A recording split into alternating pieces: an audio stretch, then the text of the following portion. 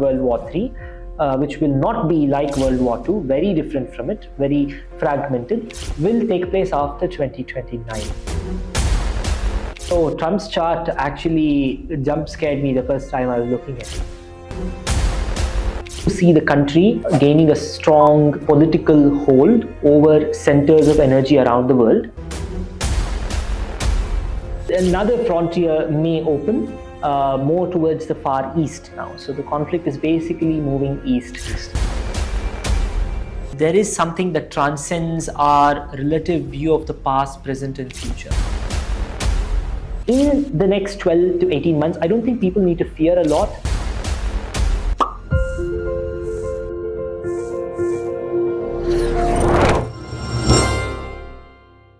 Temples, traditions, culture, scriptures, Vedic mantras, all of this imbibed in our beautiful history. Welcome to the first of the Oh My God talks, where we're going to uncover all of these things under a common umbrella of spirituality, bringing in multiple spiritual superstars for realistic conversation about our history, about tradition, about astrology, about many facets of spirituality that is going to keep you spellbound. But today, I'm going to be joined by our first exquisite speaker. Somebody, what if I tell you that the future is not unwritten? It's actually written in a language that most of us cannot understand. But I'm going to be joined by somebody who's actually understood that language at as early as when he was 11 years old. At 13, he started his own institute, the Jyotisha, and he goes on to try and master that language today and becoming an astrologer that the world really looks up in awe. I'm joined by somebody who in August 2019, predicted that there's going to be a large-scale pandemic between November 2019 and April 2020, where millions of lives might be lost. Nobody had heard of the word COVID by then, but his predictions came months before even such a pandemic took place. Since then, he's predicted earthquakes, he's predicted the Hamas war, he's predicted the Iran conflicts, all of this and much more, purely based on scientific research. He calls it DI, data and intuition. People call him a prodigy, people call him a persona, people call him a learned astrologer. We are joined by somebody who's all of this, but who's somebody who's very calm and imbibes by his spirit and goes by data and intuition as a flow. We're truly privileged at Oh My God to be joined by the prodigy kid himself, Shri Abhigya Anand ji. Namaskaram ji. Namaskaram and Jai Shri Krishna. Thank you so much for joining us at the Oh My God talk. And this is something very, very privileged for us to have you with us for a talk. Astrology is not something that is just written on some pages of the newspaper as a grid and people follow their star sign and see how my day is. Some say it is actually spirituality. Some say it's actually a science. Some say it's a spiritual science. What is your opinion that talks about astrology? Is it a spiritual science or is it a science that has got something back in spirituality? Well, thank you for the introduction. I've been blessed by Bhagwan in this lifetime in some ways, and I'm still a learner of the language that you mentioned, the language of the future. And I've been in the field for the past 10 years plus, and yet I feel every single day is a new learning. It's an ocean of knowledge. I've yet to taste a single drop of it.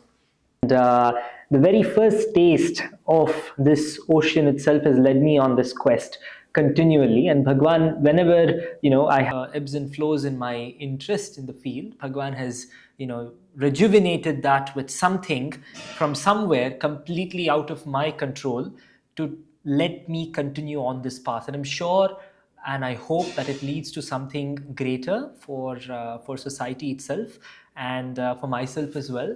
Yeah, but I'm no spiritual guru. All I aspire to is to revive Sanatana Dharma, especially through the lens of Jyotisha, and to ensure that it plays a major role for the development of our country, for the development of our people, and ultimately for global peace and well-being as well. So to answer the first question about Jyotisha being a science or something in the spiritual domain, I would say that it is definitely a gateway to spirituality, but the path that the sages have laden on that towards the gateway to spirituality, that path is basically Jyotisha. And let's just say it is a light that is cast on the paths to show the people how to reach spirituality. But on the way, it also helps you with many material facets. It lets you know when there is going to be an increase in prosperity, when there is going to be danger, when one must be careful. And ultimately, the purpose of Jyotisha is to show you how Maya works, basically. Everything in this material world, be it prosperity, be it decline, be it the beauty of the world, be it the ugliness in different aspects that are, woven together in so many different ways. It's actually a very beautiful tapestry, the entire world that we see around us, the interactions we experience throughout a day. We look at it as variegated, but in reality it is one, as Advaita says, as Vedanta says, it is one. The rishis have clearly told us that the reason why there is suffering is that we see everything in a variegated manner. But you, me, and everyone here basically is inside that illusion. We are all experiencing the world as different.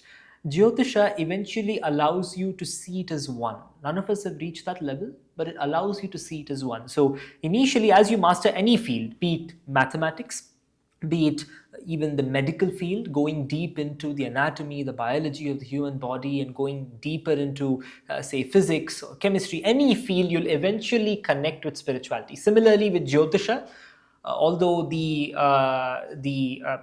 number of spiritual subjects and the involvement of spirituality is a little higher in Jyotisha, every scientific field ultimately leads you to spirituality. For example, a very great mathematician who has immersed himself in the subject so deeply that eventually all those variegated numbers converge towards one truth is also a spiritualist. Similarly, a scientist who looks at the world initially as a division of materials, eventually realizes that it is one, and it is possible to attain that even through a total immersion in science. Similarly, if you go deeper into Jyotisha, eventually, when you start off in the field, you look at everything as, the world is variegated, you divide spaces. Essentially, that's what Jyotisha is.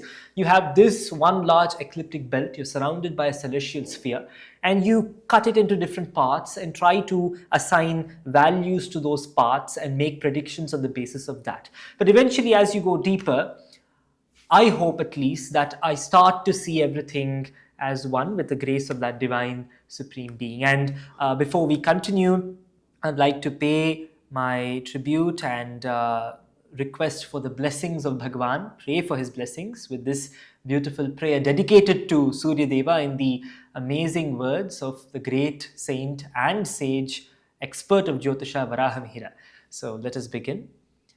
Om Murtitve Parikalpita Shashabhrito Vartma Punarjanmanam Atnityatma Vidam Ritushchayajatam Bhartamarajyotisham Lokanam Pralayodbhavasthiti Vibhushchane Kadha Yashrutau Vacham Nasadadhatvarika Kiranastrailokya Ravihi. Hari Om. All praise be to the great Surya Bhagavan. Surya in Jyotisha is not just a graha, not just a star, not just a certain entity, but it is the very principle of light, truth that we all aspire to achieve someday. We're all stuck in different aspects of our life, but when we look at the sun, all of our struggles seem so small, and at the same time, we are enveloped by that warmth of the divine being in front of us. For the earth, for human beings, for plant life, for everything that exists around us, it's basically the sun that's the source. So every time I look for something inspirational, I just look at the sun. My day begins with Surya, and it must also end with the sun. So thank you again for listening to me and having me here. What an awe-inspiring explanation about spirituality and science, and so beautifully and so figuratively narrating, saying everything leads up. Our paths could be different, but the purpose and the destiny is about spirituality.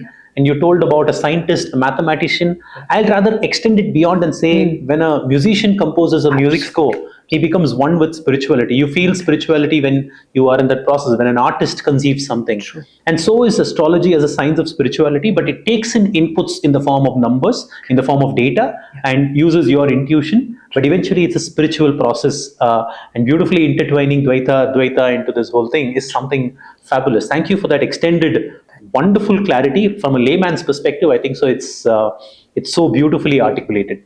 Having got there, let us go and uncover who's the man behind, or should I say the kid behind Abhigya Anand, because he's still young, he's a Gen Z, and let's uncover the human behind this beautiful prodigy. Abhigya ji, you started predictions and started learning about this when you were 11 years old, and 13 made your first prediction with the whole Jyotisha as well. When all other kids in your relevant age are still trying to figure out mathematics or science or whatever, this is way beyond. The initial comparison I can bring is somebody called Vaibhav Suryavanshi, who's a 15-year-old prodigy cricketer who's just made the world proud. Wonderful. But that also, it took 15 years to make it happen. But in 11, predicting outcomes of world is something phenomenal. How did that phase feel, and what made you delve into that? I just say, since the age of 3, I've loved history actually, and reading stuff, basically just absorbing information wherever it comes to me. I've also been figuring out, for example, I'm no expert in mathematics, physics, chemistry, biology. I've always loved these subjects, but I'm still figuring out how I can learn them more and more. So my hyper-focused interest was in history. So I remember my parents used to get me these little books on geography and history, and until I get the next book, I used to read the same ones over and over again, 2 or 3 times each book. And if I don't have anything else to do, because my parents made a very good decision of not giving me a single device, smartphone or an internet connection, in fact, at least until I was 14 or 15. I did not even have access to a desktop PC, let alone anything else. Forget about a smartphone. No one in my family has a smartphone, basically, except for me now. So that really allowed me to experience boredom on a regular basis and find ways to kill it in very creative manners. And one was memorizing text. So my mother introduced me to the Bhagavad Gita at the age of 6. So I memorized the Gita in about 6-7 months. Why? Because I did not have much to distract myself with. For example, now if you tell me to memorize a text, I'll probably be way slower than what I was capable of when I was younger, because now I have so many things to think of and so many aspects I'm working on, so it's hard to memorize. So I think that was one of the most important things. And from there, I got introduced to Sanskritam. And I studied Sanskritam. I started speaking in Sanskritam. It was encouraged at home as well. And from Sanskritam, obviously, you want to know the meaning of the Bhagavad Gita. Lord Krishna throughout has been a guiding force and inspiration in several aspects, and the supreme teacher, basically. And he's Bhagavan and everything for us and our entire family.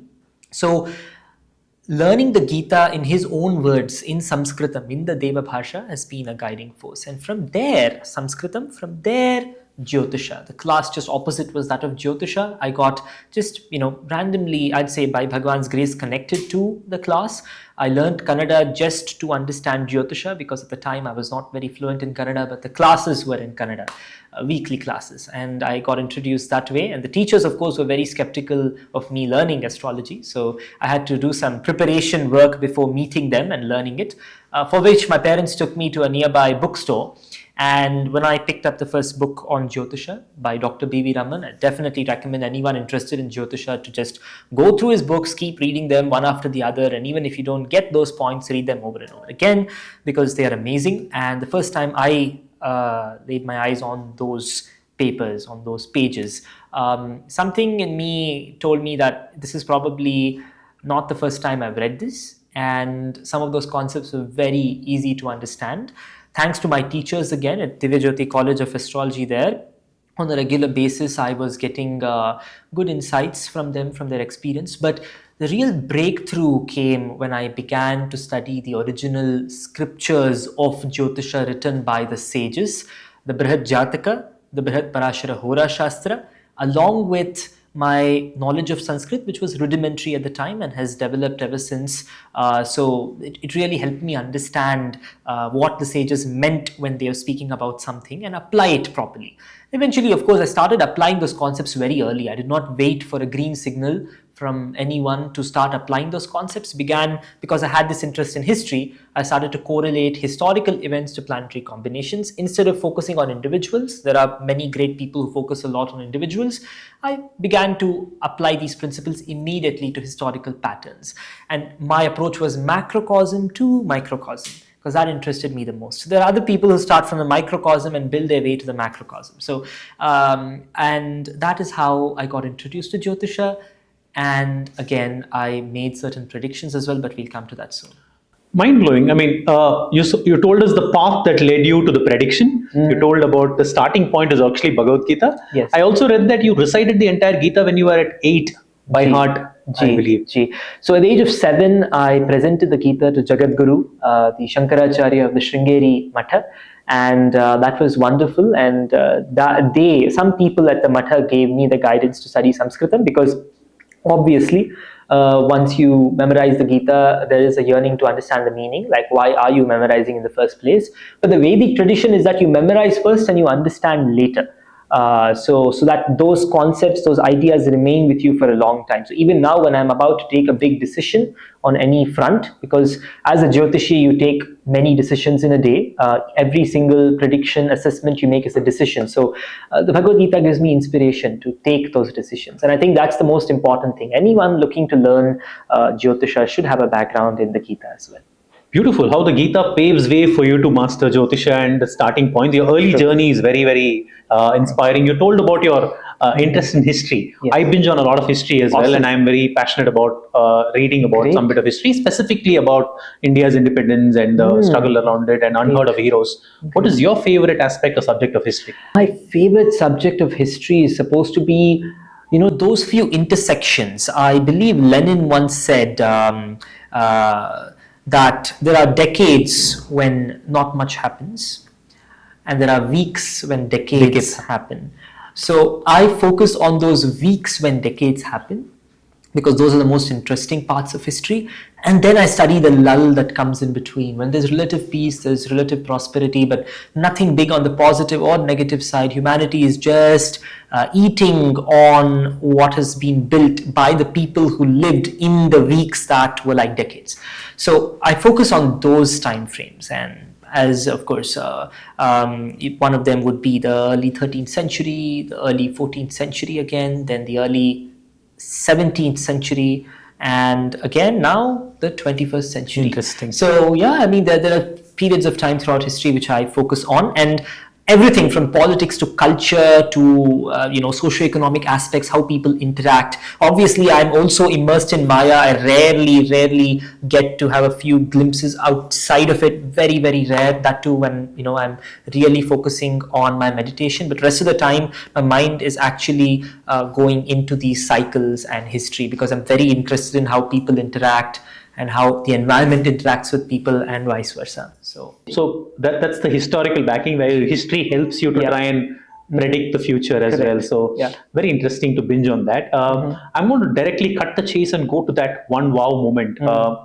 August 2019, when you saw the charts and predicted there's going to be a pandemic-like situation in a few months from now. What did you see in the charts that made you make that prediction?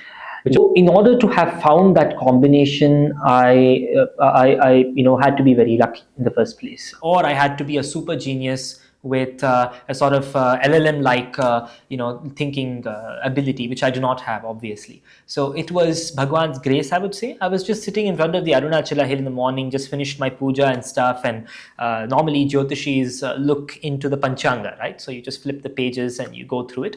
I believe what we see as coincidences in the world, most of them aren't really, most of them might be actual coincidences due to the interaction between different things, but some of them are really divinely inspired, and I feel I have been blessed to have experienced that a few times. So this was one of them. I was just randomly flipping through the pages of the Panchanga. Normally you just look at today's page. As I told you, I did not have access to the internet, so you have to use books in order to look at everything. So normally you just look at today's page. Inniki yanda nakshatram, yanda naal, what is today's nakshatra, what is today's rashi, that's all you want to see. But then that day, for some reason, I just looked at the next few pages. I remember that very vividly. At the corner of the Panchanga, you have those movements of the grahas very clearly written. So one of those combinations for 2020 was of mathematical rarity. In fact, it started November 2019. So the page on November 2019 gradually progressed into something more severe by December, by January, then February, March. It started to accelerate those combinations. In astrological jargon, I'd say that, basically Guru and Shani, that is Jupiter and Saturn, were coming together in a conjunction that Varahamihira is described as kosha in his Brihat Samhita, where he says, Sammoha koshau bhayadau prajanam. He says that when Jupiter and Saturn come very close to one another, flanked by the other grahas, it shall cause tremendous fear amongst the people. That's what he says. So then that was like an aha moment for me, like, God, this is something that's of mathematical astronomical rarity, and I must go deeper into this. So I found historical parallels to this in 1941, 1917, when we had the Spanish flu, which killed about 2 to 3% of the global population easily at the time, large number. And 1941, of course, World War II in full swing. And it also had some parallels to 1206, when Genghis Khan, as I say in most of my podcasts, basically was elected by his tribes and took on the role of taking over the world. And he did a massive campaign which had remarkable repercussions on the entire world. So basically, these historical parallels led me to the relative conclusion that there's going to be something massive in 2020, unprecedented scale, severity, and the basic pace at which things which will happen would be unprecedented. That was the semi conclusion I arrived at, and I decided to make a video about it. At the time, I was very, very confident about things. I used to, the moment I'm, say, 70% sure about something, I would speak about it. I was that type of person. Of course, mellowed down a bit over the years, obviously, because you wouldn't want to do something very stupid. People. So at that time, I was like very confident. So I patched together whatever I had with me, did some more analysis, worked on it for a few days, and on the 22nd, I released a video saying, here it is. There is going to be a massive, either a major world war, because parallels, a massive disease that will infect millions of people, kill millions of innocent people, in my words. There will be a stock market crash and a short recession. And all of this will happen between November 2019 and April 2020, with March to April being the time for the economic contraction. Now, I just posted the video and didn't care whatever people speak about me. It doesn't matter, because at that time, that was the kind of confidence I had. And of course, the comments started rolling in November, like, kuch bhi nahi hua, nothing has happened. And December, again, nothing has happened. And the World Economic Forum and the other organizations issued growth forecasts for 2020, which were very optimistic. And there comes January, and some whispers of the pandemic begin. And by February, it's in full swing. Lockdowns begin towards the end of the week. March, the economy contracts. April, again, contracts. The whole world is gripped by fear. In the words of Varahamihira, Sammoha koshau bhayadau prajanam. The fear grips the world. And that's when I realized this is no ordinary science. Nor is it an ordinary coincidence that I chanced upon these combinations at the right time and place. It is probably a reason. And this probably is beckoning me to study the field in further detail. And I, of course, thank the Lord, went deeper into the field since then, and I don't regret any of it. However, I think this has a greater purpose, perhaps to tell me individually that the world is basically not the kind of playground we think it is. It's probably something greater than that, and there is something that transcends our relative view of the past, present, and future. I don't know it, but the sages have told us, and I think this was one thing in my spiritual journey as well. Yeah. Whoa. This was like reading a Hitchcock novel. This was like following a Christopher Nolan movie. It's just unearthing a series of not speculations, but interesting analogies, one after the other. Once that wow moment that you spoke about, Indeed. And then the way you put it forth, etc. And of course, what you eventually did predict was something earth-shattering, something life-changing, which is phenomenal. I hope we don't get to a situation like that ever again in the future, but we can just pray. We can only pray, but you will have data to say whether it is or not, but we'll come to that. But that COVID-19 obviously made you that prediction, not just in India, but globally. There started being a fan following. People started recognizing and knowing you as a Jyotish who's really talking in terms of global sense. We've not heard people talk global sense so far. And that made you a kind of a local figure. Maybe, I know you do more visits to Russia and Japan and Vietnam, where you're much more popular and famous. How is people's appetite for astrology and Jyotisha there? Because it's a science that's originated here. We could be deep rooted, but there people are binging on this and following you like crazy. Tell us about their appetite for astrology and Jyotisha. How have they consumed all of this over the years? In fact, yes, the moment all of this happened and I rose to fame so quickly, of course, it comes with its own negative side as well. There's a positive side to it. Positive side, of course, the material side of things change suddenly. But the downside is that people start to basically manufacture their own predictions and attach your name to it. Basically, imposters galore. There were like 7-8 Facebook accounts in my name, Twitter accounts in my name, Instagram accounts in my name. And I, as you know, I was not allowed to use the internet, so I don't even know what's happening basically. And my parents are least bothered as well. They're actually not really worried about the publicity, and they don't want me to get involved with it, which also is a good decision in many ways. But the downside of it is that behind you there are tens of people posting fake content and stuff. Obviously, the real fame and everything reached many parts of the world. And in some of the parts, like in Taiwan and in Southeast Asia, the media is extremely free in Taiwan particularly, so you really can't sue them no matter what they spout out. And unfortunately for me, they started manufacturing predictions in my name every other day. I was told, because I did predict an earthquake in Taiwan, for example. Let me just give an example. I predicted an earthquake in Taiwan and it actually happened. It was around March 2024, I guess. And I did not predict any other earthquake after that. My channel, as most of our viewers know, I post very few videos in a year, maybe 3 or 4. But since there is that silence in between, other people want to fill in there. And they started saying Abhigya is predicting an earthquake to come in Taiwan again and again. And then the real estate prices in those cities started falling, basically. I was told that when I went to Taiwan last time, shockingly, someone in the industry there told me that your predictions are really wreaking havoc here. You should basically speak about it.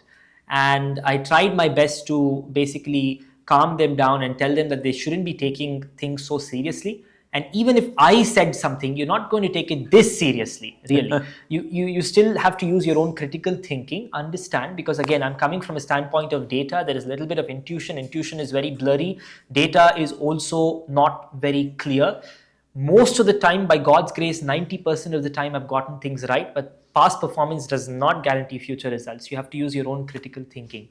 And I think despite the high education in those countries, it's a little hard to stop the people from binging on this content. And if you're watching it from these countries, I would recommend that, of course, I really appreciate that you follow my work so closely. But I think looking at my channel instead of the alternate sources would be much better. So thank you.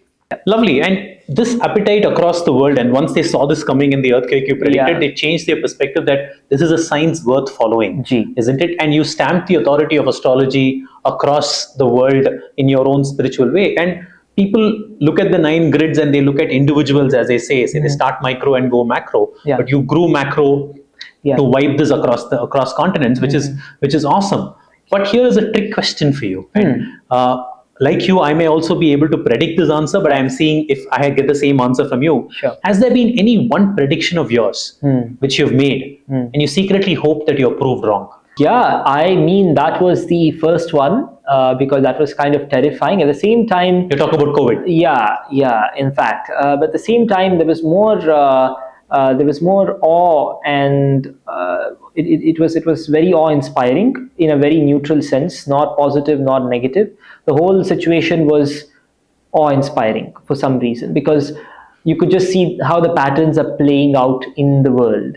Of course, you feel bad for the victims of the whole situation, but at the end of the day, you just realize that that is how the world works, and you can try your little best in some way to reduce suffering, but at the end of the day, you're not responsible for it in a significant manner, and it's helpful to just alert the people. That's your duty. Whether they act on it or not is of their concern.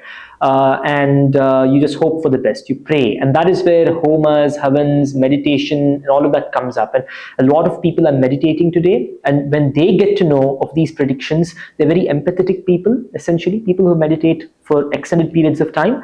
With their empathy, they can pray deeply more than normal people. And they can actually affect the outcome. In my humble opinion, at least. This might seem like a very wild idea for most people, but for people on a relatively spiritual path who listen to their gurus, we all know that dhyana, when collectively done properly, can really affect the outcome positively.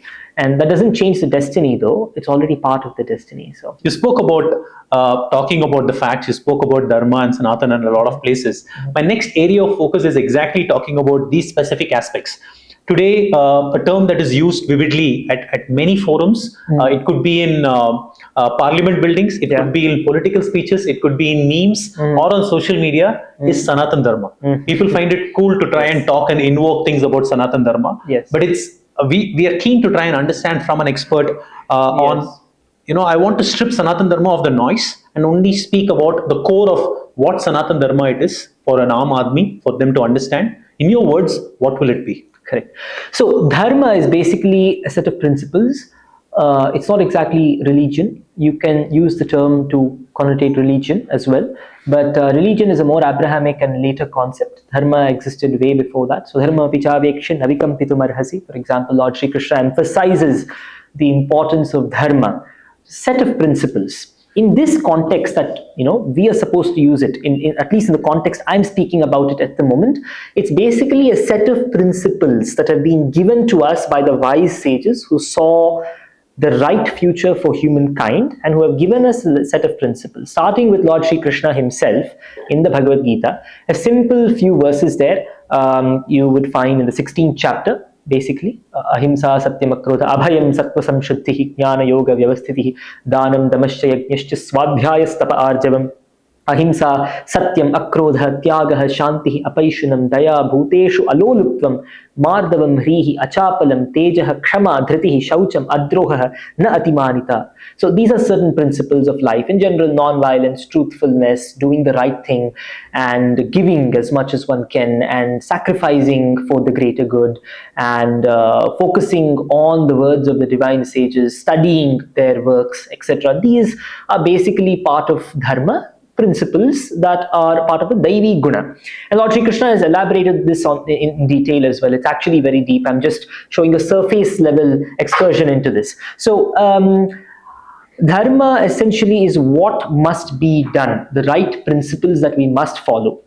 The dharma for a person who's a citizen of a country is to uphold the virtues, the culture of the country, and to make sure it aligns with the original principles of dharma. The dharma of say a son or a daughter in a family is to again follow that particular precept of life that enables them to reach the divine eventually. So dharma is that one of the four wheels that enables you to eventually reach your goal.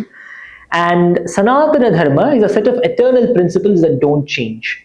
For example, non-violence as a principle does not change by, in any era. For example, you must follow the principle. Again, how you work on that principle can change based on circumstances. For example, if you're trying to prevent greater violence, which is very clearly coming to your population, you must eliminate that threat, for example. And in that way, you are securing your people to whom you owe a major debt. You're securing their future, and in that sense, you have to engage in dharma himsa. So dharma himsa is also ahimsa. For example, some of these principles are immutable in many ways. The principles are very strong. How you apply them is contextual. So Sanatana Dharma is a set of principles that we all must follow, and Bharatiyas are particularly behoved to follow the Sanatana Dharma principles. And again, this is not specifically linked to religion as a concept. This is universal. We have been following it for thousands of years, and we must continue to follow it, and we are proud of following it as Bharatiyas. And the whole world must actually espouse these principles, no matter what. So beautifully articulated, very crisply, very interestingly, very laymanish terms to try and say that these are a set of principles. Yes. This is not associated with the religion. Correct. These are must to have ingredients for a good meal. So you add all of those ingredients. Absolutely. It's a path that you choose to follow. So do your duty, basically. Yeah. Dharma again comes there with Bhagavad Gita saying, so do your duty, and these are the set of ingredients that add to your duty, and that is Sanatana Dharma. Yes. So very beautifully, very interestingly articulated on that. This demystifies the whole myth on everybody talking about Sanatana Dharma. I'm taking a step forward and going into our temples. Right? Oh My God is constructed with the whole perspective of bringing the temple ecosystem a lot more prominence, making devotee experience something wow, and unearthing the history and mystery behind some of our temples. Every temple possesses energies. Every temple is constructed with a particular energy. We've heard the story of an 80-ton rock on top of the Tanjore big temple, and that's an architectural wonder. Yeah. What do you infer from these energies that people are missing out?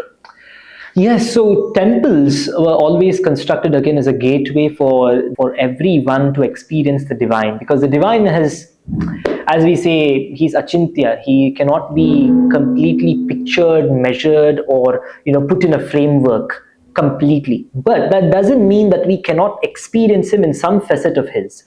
So basically, the sages have given us a certain set of guidelines through which we can experience the divine. It could be through yantras, particular geometrical measurements that they have given us, and certain ways of looking at the divine. And the divine has incarnated several times on earth to guide humanity towards the right path. So those incarnations are something that we must worship as well. Why do we worship them? So that we get connected to them eventually. And there is a sort of relationship between the devotee and the deity, and this is a process. Now there are different processes within the scope of Sanatana Dharma. You have Buddhism, you even have you have Jainism, you have Sikhism, who embody different sorts of principles. In what we call today as Hinduism, wherein we worship the deities in their different forms. There is the Shakta tradition, the Shaiva, the Vaishnava tradition. It's all a way to connect with that deity, with the divine. And there's so many stories behind it as well.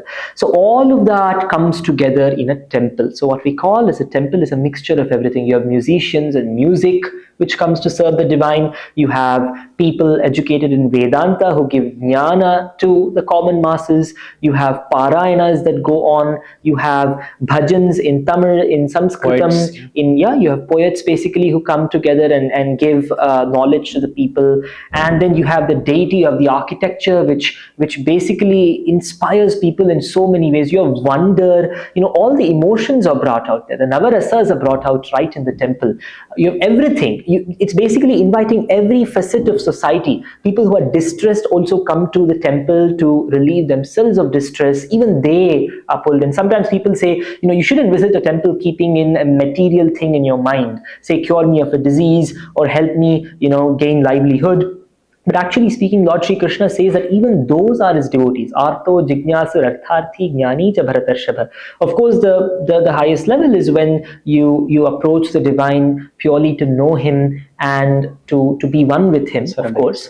But even the common man who is suffering, like every one of us who is suffering with different things in our lives, have every right to reach out to the Lord like a child reaching out to the parent. The temple is an avenue to connect that devotee with the divine. And I think aesthetics matters a lot for a temple, which is why the ancient people spent everything, large percentages of their GDP at that time to construct beautiful temples, to inspire awe and to invite people to come there. And I think we must take care of those traditions, ensure that beauty, those aesthetics are experienced by the common man in a beautiful manner, by every one of us. And everyone, including even if you're deep into the jnana path, you're very philosophical in nature, you really can't help but admire the beauty of the Lord in the temples. And that's just beautiful. And I think we must uphold the temples. Absolutely. And in our mission to try and unearth some of these wonders, when we go behind temples to find out the architectural wonder, why this is constructed this way, why is it got 1,000 pillars, and each pillar, if you go underneath, you can actually put a piece of cloth and it comes from one side and goes on another side. So these beauty and traditions need to be known to the world at large. And if we don't say it to the next generation, who else will? And that place is a conglomeration of energy, because thousands and millions of years, the pujas has been done. The power of that prayer depicts that energy across. So that conglomeration of people, when they come in with an ask or just a plain mind to surrender themselves, that energy transforms them into a honest and a beautiful human being. Indeed, So very true. Yes. lot of these, I mean, many times in your conversation, Bhagavad Gita keeps coming time and again, and I'm going to quiz you more on that. And Sure. which is one, my popular question is, many people understand and they quote today, it's become cool for CEOs to quote Bhagavad Gitas in boardroom statements, which we are very proud of. Yeah. Tell me one verse which many people quote, but they rarely understand. Yeah, I think it's the verse which you mentioned earlier. Karmanyevadhikarasya ma phaleshu kadachana ma karma phalaheturbhuhu ma te sangostva karmani. So, well, that's one verse. To be very frank, neither have I understood it because it's a very deep verse. You could explain it in different ways. I often, whenever I meet learned people in Vedanta, I ask them this question and many more questions because I'm fascinated by the concept of fate, free will, determinism, absolutism, and so many more things. So I do ask them such questions. So I think asking an expert in Vedanta would be far more meritorious here. But here, I think I just say that the verse essentially means that you have only the right to perform action, not that of expecting results. You do not have a right to the results themselves. So you don't have an absolute right to the results themselves. That's the essential meaning of the verse. Now, that doesn't mean that one takes a defeatist perspective to life, of course. Bhagavad Gita does ascribe action to you. At the same time, it also tells you that, if you consider that you are the one who is acting, you're basically a fool.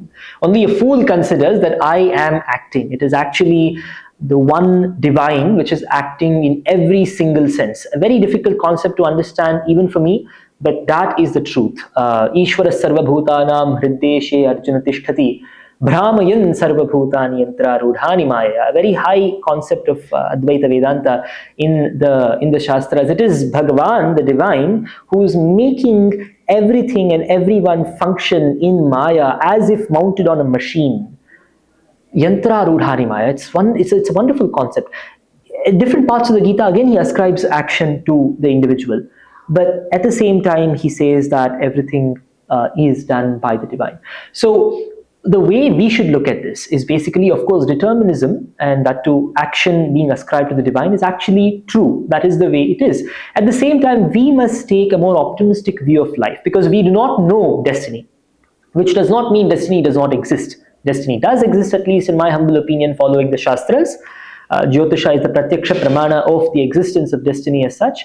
You do play a role in that destiny, and your role is also part of destiny, essentially. And since you do not know it, it is best to be optimistic towards it. There are two types of people when they hear determinism as a concept. One type of people adopts a defeatist perspective of the world, saying that, okay, if everything is basically destined, why must I act? Let me just sit down and be lazy. Again, that is not the best way of going about things. The other way which I espouse to adopt on a regular basis is optimistic determinism. And in that sense, I do not know destiny. So why not take actions that lead me to the best version of my future?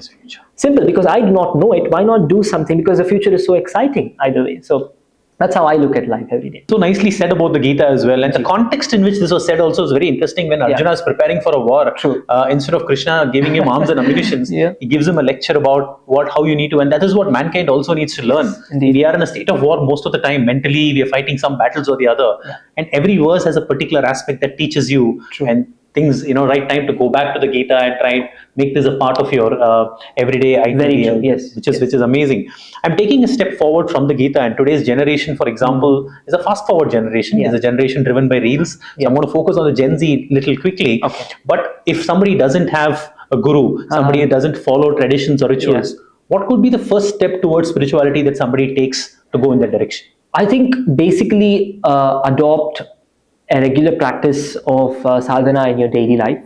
I am also working on that at the moment. When you say sadhana, can you uncomplicate that? Yes. Sadhana is a spiritual practice that leads you ultimately to the understanding of the divine. You can understand the divine in many ways. You can understand him through Dvaita, through Advaita, through Vishishtadvaita, even through Jainism, through Buddhism. You can understand him through all of these ways. every single concept ultimately leads there. So sadhana is a regular practice that has been mentioned by those who have already seen the divine, so that you can also experience that. As Ramakrishna Paramahamsa once gave the analogy of a wise person who basically climbs up a wall, and it's a very tall wall. On the other side of the wall exists a beautiful oasis, a paradise, and he's describing that paradise to you who's on this side of the wall. You are not able to see it, but you simply trust him and climb that wall to experience what he has. Some people look back and tell you what they experience. Most of them just jump across the wall and experience the divine. So few of those acharyas have given us certain rules, certain precincts which we must follow in our life. And they have encoded these into the Dharma Shastras. They had no reason to write these for us. They were retired from all forms of life. They had just given up. They'd gone to the forests. They purely gave this to us for the sake of our spiritual progress. They had no other intention in mind, and I completely trust those divine sages and go with what they say. So sadhanas are different ways. You have japa, you have mantras which help you focus your mind on something. You can repetitively chant a mantra. If you're following Dvaita, especially say many people follow ISKCON, my spiritual journey also, our family started with ISKCON. Nice. And even today we follow it. So japa, chant the Hare Krishna Maha Mantra, for example. If you've been initiated into the Gayatri Mantra, do your Sandhya Vandanam 3 times every day. For me personally, that's been absolutely life-changing. Waking up to the sunrise and offering arghyam to the Lord. Again, some might ask, why are you offering water to the sun? Why does the sun need your water, right? Why are you doing that? An often beautifully quoted analogy here is a little child playing with a few toys. You have those kitchen set that children give basically cook in, and then offer maybe cut pieces of paper as spaghetti to their parents, and then say, have this, right? So it's something like that. It's your offering of love and devotion to the divine, which is unmistakably humongous, large, great, at the same time enveloping you completely. So it's your offering of love, and sometimes you might not feel like waking up early and doing it. I too do. I'm a very ordinary human being. I do sometimes mess up with my routine. I get up a little late. I'm definitely not lecturing you from the standpoint of being some sort of a realized soul, not at all. In fact, I am working on that every day. I make sure that my devices and say my phone, because I do have one now, and my laptop and everything else gets locked by 10 p.m. I can't really access anything. I aspire to make it 8 p.m. very soon, and then 6. So once you start setting these hard boundaries, you really can start waking up early. You can adopt your sadhana practices on a regular basis. I think perhaps sometime we should make a group of youth and everyone, in fact, to start working on sadhana proactively wherever you are, to basically do sadhana together. So I do my Sandhya Vandanam 3 times every day, no matter what. And very soon, I think we will probably even take a break and do our Madhyanikam as well. And that connects you to the divine. It will be very helpful. And it will also help you stay away from some of the very distracting things, like, for example, Instagram and other aspects, which are affecting all of us youth in many ways. And some of us have really taken steps to change that, and we should. Beautiful. We spoke about astrology, we spoke about your perspective, we spoke about Gita, we spoke about Gen Z, and making not just Sanatana, but also spirituality a way of life. Now I'm going to come to the core of our conversation today, which is on twofold. There's a popular song in which the line goes which says, this world has lost its glory, let's start a brand new story, right? And I'm talking about that one line where every day we wake up to anxiety, more so in the last 6-9 months, where there is so much amount of things happening across the world. And this is your area of interest. As in cricket, they call it power play, where the runs go excessively. This is talking about geopolitics and starting with our country. I'd put India first. There's, of course, our growth in the last 5 years has been phenomenal, or 10 years has been phenomenal. We are now a superpower. We're now one of the developed. Gone are the days where we're saying we are a developing nation, etc. We are ahead in the race when it comes to science, technology, sports, culture, all of that and above. And there have been many stalwarts who've been leading the race. But of course, knowing the future and getting prepared for it, there's anxiety in the air. We recently went through a warlike situation as well, before which the pandemic came in. We fought through all of these odds as a country. India 2026, 2027 beyond, how is the shape of India according to you astrologically? The country has progressed dramatically over the last decade or so. However, it's an uphill climb. It's like, climbing from rock bottom. We have been climbing from rock bottom at least since the 1980s, 1990s, and I think we hit rock bottom around about that time frame, in my humble opinion, and also a little before that around the British time as well, and even before that around the time of the Mughals. But it's been an uphill climb, and it's not easy, and we are still at a very nascent stage of development. We've done great progress, and we need to do far, far more. The whole nation needs to pull ahead. There's no space for laziness. There's no space for wasting time. And I think my favorite subject is studying how people can be lifted out of poverty, and how people can, we're speaking about concepts like spirituality, but as Swami Vivekananda said, you can't teach Vedanta to a hungry stomach. And secondly, nation building has always been a very strong interest for me, as it is with many people who are listening today, and I'm sure you also love the whole idea of it, and we need it at this moment. So in this time of crisis, I think it's also a time for opportunity, and I do see that despite the whole world running after AI and a massive investment in the field from every single corner of the world has gone into centers of AI, data centers, and everything associated with AI and its contribution to the future. In this time, when everyone is running there, we're forgetting another aspect that's very important too, at least for humans. Maybe not for AI, but at least for humans, we do need food. We do need the security in soil security, water security in many ways. And we're forgetting that to a large extent, and that creates a huge space for opportunity. So our country, having, I believe, the largest amount of arable, fertile land in the world, we have a massive opportunity here. This can really fuel our growth in the future, at least for humanity. And secondly, we also need to catch up on the AI race, of course. It's an uphill climb. It's like tagging another ton of weight on your back while climbing a vertical structure. It's really, really hard, but I'm sure the youth of this country can do it. At this time, we must not get distracted by nonsensical movements that tell us to be lazy. And also, we must crush corruption and every form of kleptocracy with an iron fist.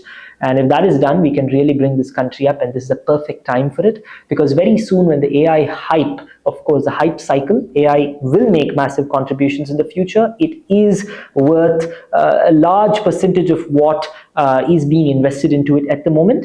But at the same time, it is a hype cycle. We all know that to a large extent, and it will correct temporarily between 2027 and 2032, and we're going to have this large window of opportunity within this time frame to develop the nation in a massive manner. And I'm sure our government is already working on this. We just need to put more pressure on the whole system to make it move, because currently it is incentivized in the wrong way, and we need to create a system wherein the government is incentivized to provide for the people, and the people are incentivized to choose the right government. Very, very probing question that, and there's so much amount of data that you threw along that question. Mm-hmm. And I'm going to maybe shift from that question logically to possibly my most important question for this podcast.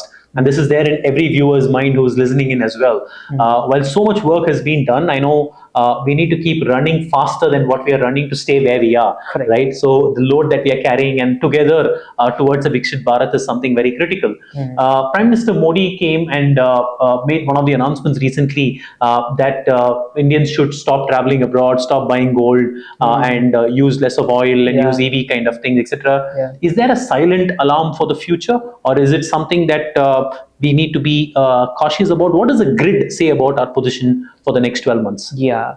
So although not an economist, I've been fascinated by it. And from an astrological perspective, yes, we are in a fix, of course. It's not going to be easy for sure. Our country has 1.4 billion stomachs to feed and aspirations to fulfill and dreams even reach. There's so much that's going on, and all of this requires energy, and physically we do need fuel. Fossil fuels are the primary energy at this moment, and that has been constrained. We do not have access to it. Let's just come to understand this fact that we do not currently have a secure access to energy in a manner that is required to help the people of our country. We do not have it. Let alone aspirations, we do not even have enough for long-term survival. And we all know this, unless something changes.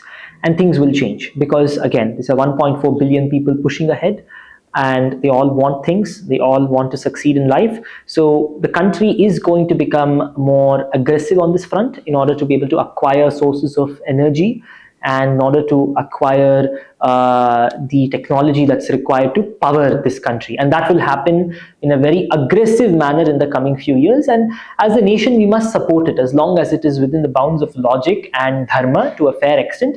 We must support aggressive expansion and allow our system to gain those sources. Again, I do see the country gaining a strong political hold over centers of energy around the world. Our country will be able to. Seems like a far-fetched concept. People often say that Bharata has not been, attacking other countries in the past, and we will never do such things in the future. Of course, we will not do it in an adharmic manner, and nor are we trying to magradha kasyas vidhanam. We follow that, and people generally are averse to immoral conquest. But it has always been a concept in dharma at the same time to adopt a Faustian spirit, especially for the ruling class. The sections of society that want to progress spiritually are advised not to adopt a Faustian spirit, that of basically just running after the goal.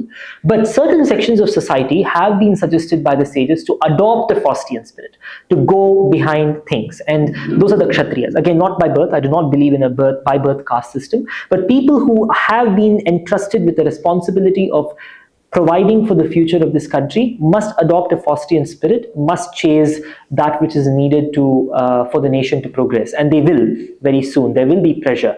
And especially after 2033, when I expect the petrodollar system that is currently running the world to kind of move behind, we see newer systems coming up. That will be the opportunity. And then I do see India's involvement in the Middle East. Bharata will be involved in a manner that's conducive to those countries and the people there to a fair extent. Of course, they will not have many options at the time to deal with. So I think we will play a major role. Seems far-fetched for now, but let's see, and let's see what time has in store for us. I think the Red Sea particularly is a good hint to begin with. Just look at the Red Sea, the routes there, straight from the Levant onto the coasts of Ethiopia and Eritrea for the time being. I also do see something interesting between Ethiopia and Eritrea. We'll come to that as well. But India is going to find a stronghold in that region, and I'm all for it. I hope we are able to do something for our people in a manner that's conducive for the rest of the world. Very, very beautiful analogy. The Strait of Hormuz has taught us a lot of alternative options, routes, etc., and to invest for the future. And considering, we'll come to the Ethiopia topic as well, which I had something in mind to ask you. But this immediate slow mechanism of being cautious, right, is predicting a wild storm. You be calm during the storm. I'm talking 12, 18 months for us to be cautious. Is it the calm before the storm so that we can progress well ahead? Because I know you had told before that 2029 onwards, we'll enter into a much more progressive landscape. So this 3 years, what could be the tide be? Yes, I think this year is going to be difficult, but I don't think it is going to be that threatening. Absolutely. I don't think it's going to be that threatening, because there is going to be a time frame wherein temporarily some of these supply chain networks for energy are going to stabilize. That is just towards the end of this year, starting of next year, before another conflict erupts next year. So basically, there is going to be that calm before the storm, and our country will have sufficient time to prepare for it. They're already preparing for it. So Manya Pradhan Mantri Narendra Modi ji's words were basically to help us prepare for it, and to basically temper some expectations for this year. And I believe it's all in good spirit, and I think we should follow that as well as much as possible. Cut down on the use of some of these very extractive things, and I do believe that we will find a way out for our large population. We will, and we must entrust this responsibility to able people and start adopting a meritocratic society. If we continue to try and build a socialist welfare system that's purely welfare and not meritocratic in nature, you do need a welfare state from time to time.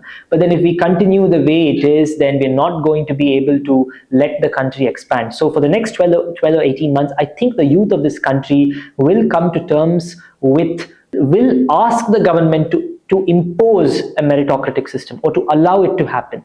And I think by 2028, 29, that will be the major ask of the people. The people are tired of kleptocratic welfare states throughout the country. Every single state is basically a welfare state right now, except for a few exceptions and a few policies here and there. I think the youth will ask for this, and that will lead the country in the right direction. In the next 12 to 18 months, I don't think people need to fear a lot.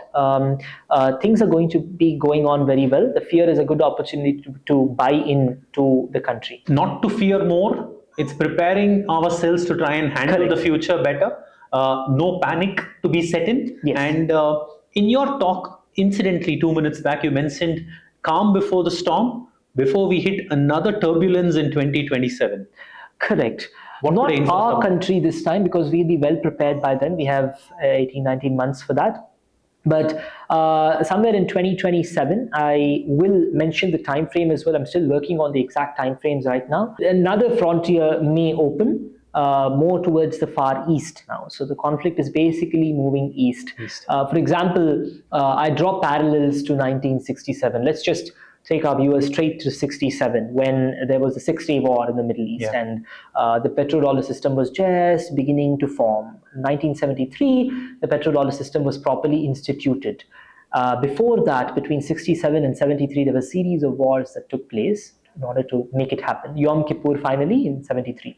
The Six-Day War was followed by a Vietnam conflict in the Far East, which was absolutely destructive.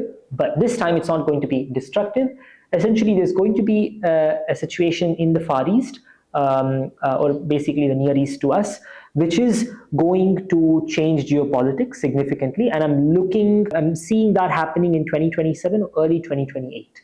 Somewhere around this, and I'll get to the exact time frames, in my humble opinion, as well very soon. Very interesting. Near East to us makes me guess where and how this could be. Somewhere around, Southeast Asia, let's say Eastern Asia, just south of the Korean Peninsula is one hotspot, obviously.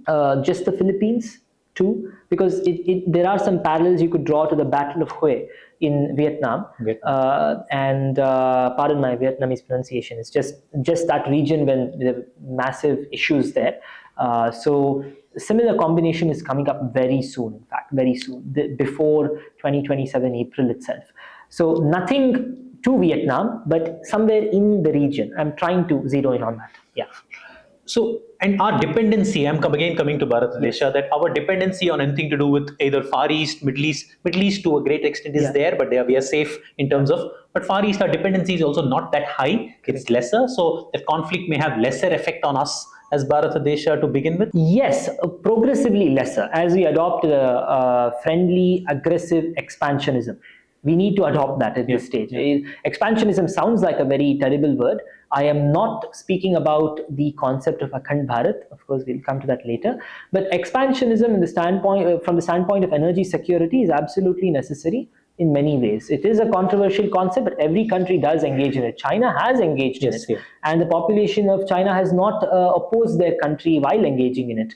The USA has always engaged in it in a very dangerous sense, in fact, in very adharmic ways. Europe is also engaged in it. If we do not, we are going to cause tremendous harm to our people, and that's adharmic. So we must engage in some form. We have a clear clarity about the 12, 18 months and then the 2029 perspective that you spoke about, etc., which is engaging and appreciative that, okay, we Indians can be prepared for the future. Yes. Vikshit Bharat 2047, 100 years of this great country. Yes. And of course, with development plans and vagaries of monsoons that could come by, how are we all well set towards that? How does the chart read towards the next, say, 20 years from now? Exactly. I think it's very optimistic. I'm in it for it, because you might have heard of this beautiful concept, skin in the game, by the great economist Taleb Ji, and it's very interesting. And I, instead of just giving advice and telling that the country is going to progress, I personally I'm 100% not interested in any part of the world except for Bharat at this point of time. And I'm sure many people listening to me today are also the leaders of this country, are also actively engaging in it. So we must all have skin in the game. I'm sure we are going to see a brighter future. Vikasita Bharata is not just a dream, it's something that is going to fire as a reality with our efforts, and we can do it. And nation building is our goal. Again, it is absolutely our goal. Some people might think you're talking about spiritual things, you're talking about global peace, you're also talking about certain things about nation development and stuff like that. They think it is opposite sides of the spectrum. Actually, it's the same thing. We owe debt to our society. We have a debt, and we must pay that. And how do we pay? By uplifting the people to whom we owe our present situation. So we must, and the people of the country must also understand, and they must build something of this sort. So we are ready. I think we are in the right progression. 20 years from now, we will be. Yes. You also mentioned repeatedly that India will be a top global superpower by 2050 to 2060, right? What should we start doing now to try and aspire to be that? We, of course, as I mentioned, should adopt a meritocratic system. It's I think enough of a very silly kleptocratic welfare system. The reason why I'm using the same word over and over again is because personally I'm frustrated of it as well. And at the same time, making sure the poor rise should be the top priority. Uplifting them out of poverty by inculcating industry is very important. I'm seeing many spiritual centers also working on this, many government institutions also working on this to tool the public to help them understand how to engage in the modern economy. That's number one, building a meritocracy. And number two is allowing, of course, as a result of meritocracy, allowing those who are capable of doing things truly hold the steering wheel, and expecting them to give results and incentivizing them for the results in a clean manner. Currently, people are being incentivized for results in a very unclean and dirty manner. That needs to change. And I think we do need an iron fist. No large country so far commanding such a large economy, governing so many millions of people, 1.4 billion people, has adopted a soft aspect towards governance. No country has done this. Every single country in their period of rise has used hard and fast systems with transparency. For example, even during we often say, well, the West has democracy, and see how they're doing very well. But we don't think how they reached to the level that they adopted democracy. We know the Maslow's hierarchy of needs. You adopt such social principles only when you reach a higher level on the hierarchy of needs. When you're basically self-actualizing, you're like, okay, now I have every basic necessity. I have food. My children are going to a good school. I don't need to worry about the future. I can enjoy music, literature, and other things. So now let me think of concepts like democracy, pure democracy. Let me think of social justice and so many other things. Let me think of bringing in immigrants and so on. They're able to do that because they reach that level of development. And of course, the repercussions of that are a different issue. They've reached that. We haven't reached that. When they were reaching that, they engaged in expansionism. They engaged in, giving the steering wheel to the right kinds of people instead of trying to choose people based on birth, which is very silly, basically. They engaged in ensuring that the country's needs come first and then everything else. China has also done this repeatedly, in not just the communist China, even before that, the empires of China, the empires of India also did engage in similar things. Protect the vulnerable, at the same time hand the steering wheels to a responsible and able population. That's very important. Very, very interesting, and thank you for highlighting the fact about how we can be prepared from now to 2050, and of course 2047 is a landmark here, and we said we are all set for that. That's wonderful science, hearing it from the horse's mouth. I'm going to take you a little more micro into the macro aspect. We spoke about Bharat and the larger perspective. We are sitting in Hosur in Tamil Nadu, where there is a storm that's literally swept the state. Wonderful. Mr. Joseph Vijay has been sworn in as a chief minister in a very unprecedented manner. Nobody predicted it, Indeed. but by merit, the people have sworn in large number of votes to swing him in. What does his chart say, and do you think it's a genuine shift for the state at large? I not have any details at the moment that I can use for him in particular, but I'd say Tamil Nadu is the engine for Bharata's progress. Of course, there are other states as well who are contributing significantly, but this is one of the major centers, not only of spirituality, but also that of economic power and prowess. There's also a lot of talent here, and I think it's nice to see change in the state. Although, of course, we need to see how things go about. I am excited for the future of this state, and I'd absolutely suggest anyone to invest in Tamil Nadu for the coming many years, not just because of the current administration that just took power, but also because of the overall outlook of Bharata. Because if Bharata is going to progress, and I'm very sure about that, Tamil Nadu as an engine of Bharata also will progress. Any particular reason why you call it an engine of progress, which is leading from the front? Because this is a place where we've had some of the greatest kings ever who took the right decisions at the right time. The ability to take decisions at the right time is something that's special about this place. Rajaraja Chola, for example, the Chola Empire that expanded so wonderfully, aggressively, in such a manner that was very dharmic also. They had political enemies abroad in different archipelagos, different islands across Southeast Asia, but they spread their beautiful culture wherever they go. Even today, there are Tamilians in these places, and they are respected. The Tamil culture is beautifully integrated into those local cultures, and it has contributed to them. It's not like how we basically revile the British presence in our country. Of course, I'm speaking their language, unfortunately, but we generally do revile their colonialism. We revile the Mughal, stuff. Although, of course, we have, introduced certain aspects of their art, culture, and language, which we find nice here and there. But we revile their presence. But the Southeast Asian countries where the Tamil kingdoms were able to enter into, where Tamil Nadu made significant inroads into, they do not revile the Tamil presence. That's a beautiful thing. They celebrate it. You have temples dedicated to Tamil culture, deities, and Sanatana Dharma. In fact, the Cholas, they took Sanatana Dharma to these places in a very beautiful Cambodia, manner. for example. Yeah, Cambodia, for example, and even Burma. And I think when Burma is back to peace, I think they will definitely be more Indo-centric. So even though the Chola Empire had its differences with the northern states, and also put them in place in different situations, they never let go of Dharma. They always kept that as the cornerstone. And I hope we do that again, and it's going to play a major role. Very, very awe-inspiring to hear that Tamil Nadu will be the engine of growth, Definitely. along with many others as well. But considering the momentum in the state, considering the history of the state, Yes. and considering a new change in perspective, governance, and Yes. people's mindset, Yes. nobody predicted that people are going to vote in such large numbers, Yes. the youngsters, Gen Z, Yes. etc. It's actually a welcome sign for the future. So I really praise Tamil so. Nadu is going to be on an upswing, and it's good for all of us put together. Fantastic. Thank So spoke about Bharata, we spoke about Tamil Nadu. Yes. Now I'm going to go to the topic of conversation that is in everybody's mind for many months now. We're talking about US and Iran. Strait of Hormuz, we're talking about oil, we're talking about Ukraine getting involved, Lebanon getting affected, we're talking about US presidency in everything and anything that's going around. A very unpredictable nature of geopolitics is arriving, where we do not know tomorrow morning where the rockets are going to come. Suddenly we are seeing Russia visiting China. Suddenly we are seeing cross talks going on at multiple places. How is the geopolitical situation aligned? Let's talk specifically on US and Iran. How long does this progress? What do you think could be a logical conclusion? Let me answer this question after, say, 5 minutes. Sure, you can. Yeah. Sure, you can. So I'm going to take a step back from the geopolitical situation and go back to Gen Z, maybe.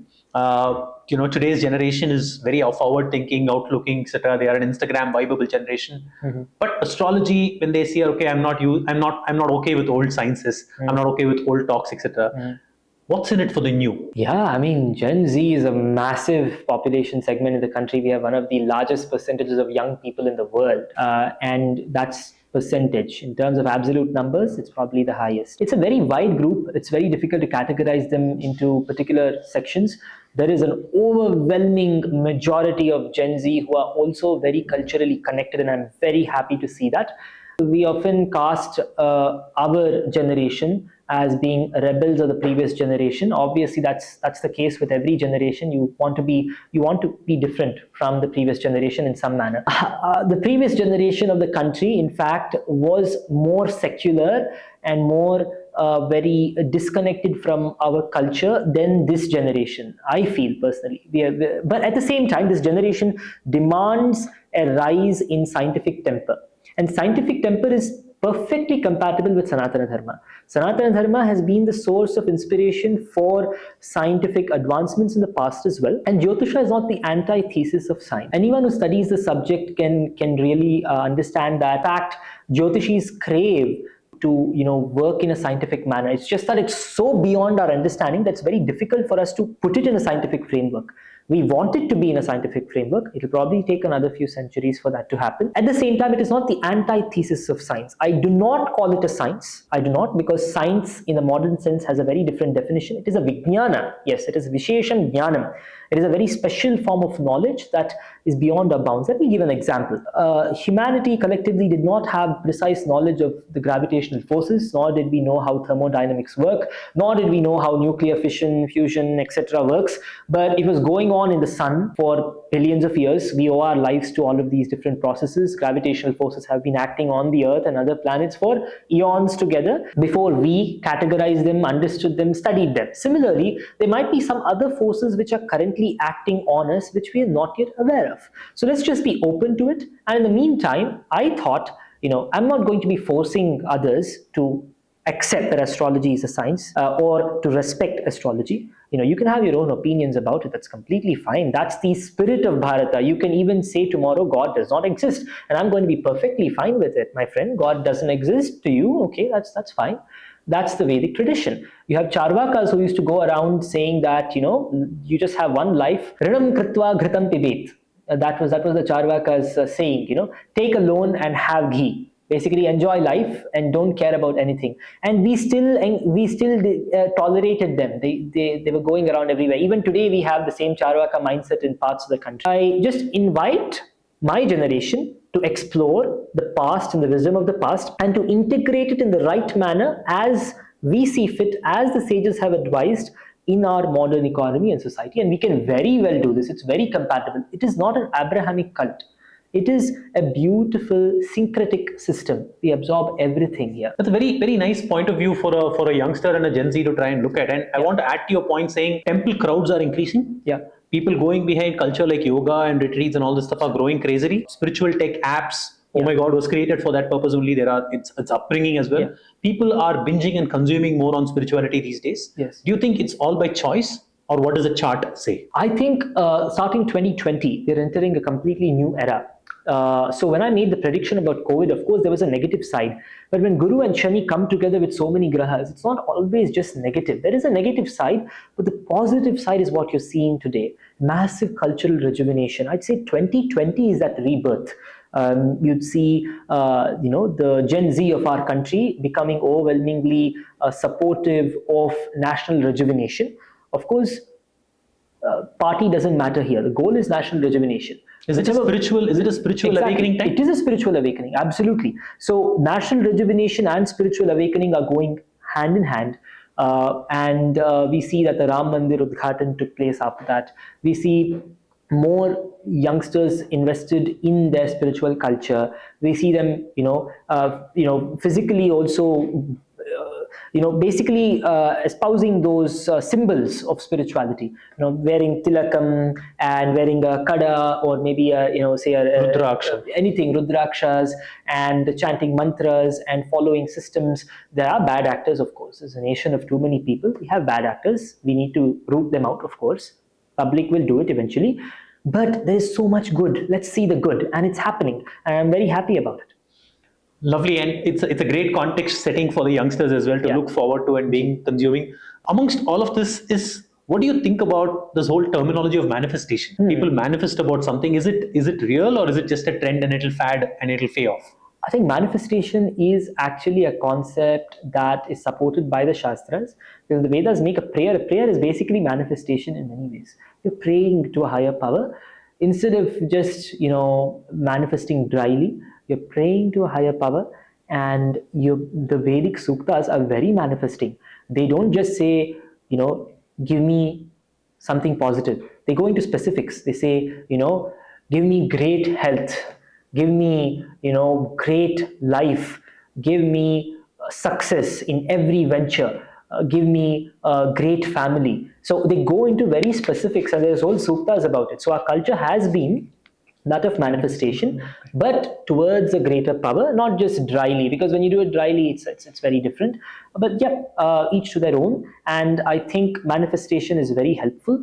Ultimately, it is all part of destiny.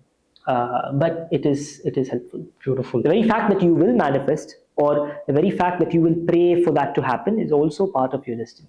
Beautiful. Manifestation, temples, energy behind the temples. And I'm going to come to an energy which is very close to your heart, which is where you belong from, Tiruvannamalai. Rapid fire question to you. How many times did you have done the Girivalam? I've done it probably around 20 times. And you belong there. Your parents are still there, and I know, which is amazing. Yeah. Tell me something in it for the people who are listening in on the Girivalam and the purpose behind the Girivalam, and what is that energy that they can derive out of? I think the Girivalam is one of the most transformational experiences. Let me just share a short story. My mother also has shared it on my channel. She experienced several accidents in her lifetime, several unfortunate reasons, and karma, I think, is the biggest factor. But that led her onto the spiritual path, and the first thing when she experienced one of the most gruesome accidents was she wanted to walk around the hill. No one in the right mind would just say, after a life-changing accident, I want to walk 14 kilometers. Very few people have that kind of mental strength, and she's one of them.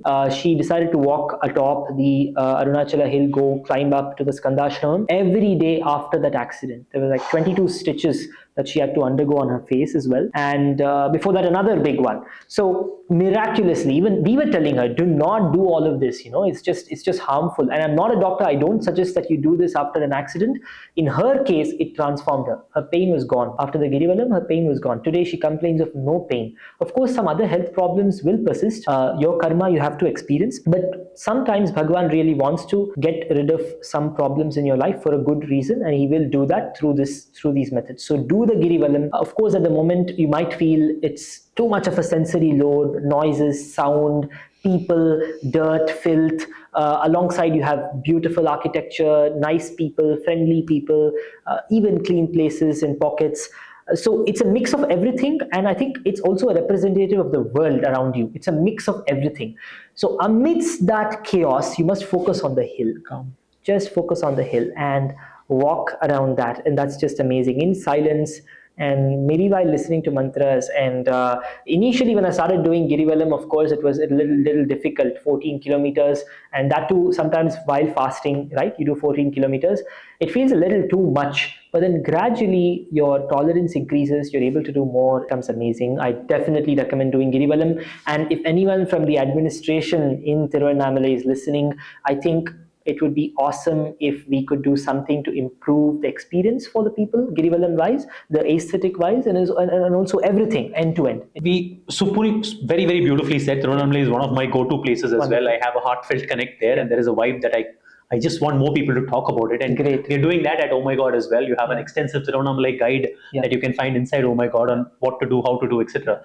And we will be talking to the authorities in Tiruvannamalai about devotee experience. Excellent. Now, coming to devotee experience, and we are a tech platform. So how do you think we can better devotee experience using technology? From your perspective, what are the elements that we can play around to give them an enhanced, superior experience? Yeah, I think focusing on crowd management is probably the best thing. I love to go in the regular queues, not in special queues whenever I visit temples. Very rarely do I do that. The regular queues is where, the bhakti is, people around you are, but unfortunately that's also where all the problematic things occur, the misbehavior, the stampedes and everything. So we definitely need better avenues for that, and crowd management is the best thing. Second thing is, I think people, especially the youth, we are searching for places that are aesthetically pleasing as well. The mind ultimately is, our way of perceiving the world is very ocular. We cannot, so that's why, in the Bhagavatam also it is said, these eyes are meant to see the opulence of the Lord, to see nature. So that's why people, even the Gen Z are going to different spiritual institutions where aesthetics are emphasized. And the main temples, the ancient glorious temples, aesthetics are taken backseat. Suddenly out of nowhere, you have these iron railings, ugly iron railings that are put in from nowhere, very strange color combinations that are put in, changing the temple. I'm all for lots of colors. That's how Vastu Shastra, the subject that I studied, suggests different colors in different places, but not in such a very jarring manner. So I think aesthetics is very important. Temples must create spaces where we can meditate, we can experience the place instead of just going in a queue, going quickly, seeing the Lord and coming out. We should also be able to, those halls that were built by the medieval and ancient kings were not just meant for nothing. They were meant for these spiritual functions, homas, yajnas, meditation, dhyana, and japa. So the population should be allowed to experience those places while maintain the sanctity of the temple. So I think that's very important. Lovely indeed on devotee experience and what we need to focus on. I'm going to get to a specific question. You've witnessed what we at Oh My God are trying to bring to the table, transform devotee experience, enable temples with IT technology. So do you think we are in the right direction? What role technology is playing today, etc.? What would be your two pieces of advice for us? I think this is definitely in the right direction, and I was very happy to see all the work that's being done in the background. And as soon as this is out there in the temples, I would also love to experience that. And it's a step in the right direction for sure. So we spoke about India's situation. We spoke about Sanatana Dharma. We spoke about practices. We spoke about Tamil Nadu as well. But let's get into the macro situation. Abhigya ji, this has been brewing in the bits. Possibly one of the most top-rated questions that everybody has in mind when it comes to predictions or the world economy. I'm talking about the global crisis that is happening. It could be the Russia-Ukraine. It could be Iran and US.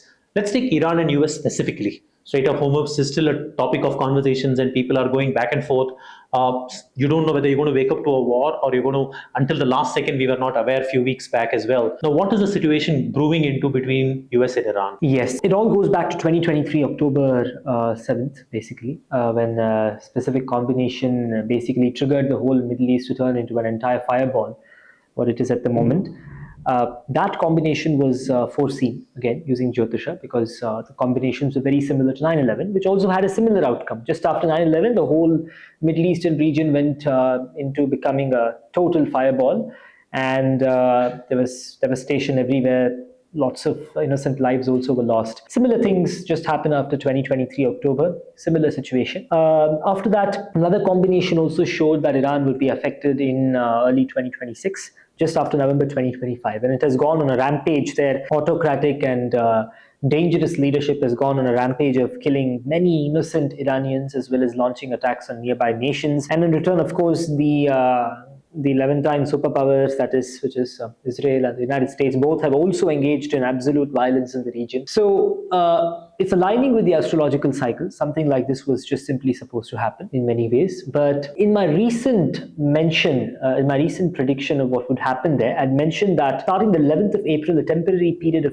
peace can be seen in the Middle East. Now, the ceasefire I made this prediction around the 22nd of March. The ceasefire took place on the 9th of April in a very shaky manner, and it is holding on till now to a large extent, except for a few violations here and there. I expect, unfortunately, that this is going to end around September. Small few significant violations in June, but it is this period of relative peace would end around September. September to say December 15th is a very volatile time frame. I expect it to be troublesome around this period. Again, dangerous for Iran and also for the nearby countries. Israel is going through a relatively good time until June 2027 at least, after which again it's going to go through a slight pause, some issues, and then again it's going to be achieving its obstacles, of course, at great human cost to its own citizens as well as the surrounding nations. It's still a good time until June 2027, and at the end of the day, for these countries, objectives are objectives. And I expect after this 8th of September for this to escalate further. Again, not to an extent that it turns into a massive world war of any sort. It's going to be quick, fast, measured. Consequences of this conflict turning into a wider situation, which we can call World War III, which will not be like World War II, very different from it, very fragmented, will take place after 2029. The interesting thing that is happening here is that commonly when there is conflict between human beings, I'm just taking a reductionist view here, in most wars, you basically try to eliminate the threat by destroying it and by also imposing a human cost there. So since there is a human cost, countries have to calculate that and take decisions accordingly.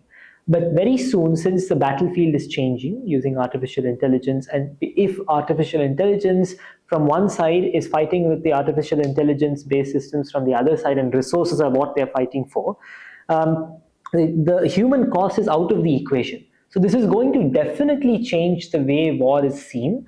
So that's why I don't see it as being similar to World War II. So in World War II, since human cost was such a big factor, countries were looking to impose as much of a human cost as possible, make sure the other side capitulates.